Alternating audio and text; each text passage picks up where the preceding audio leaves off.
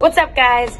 On this very special Earth Day, it's my Earth Day getup. These are real flowers.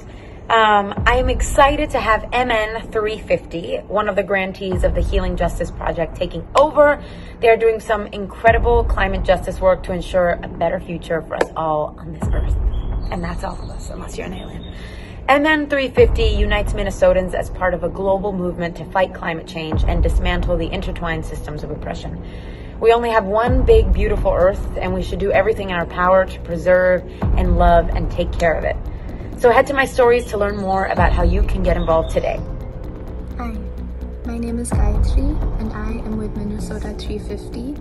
We are a volunteer-led nonprofit, and we work in environmental justice.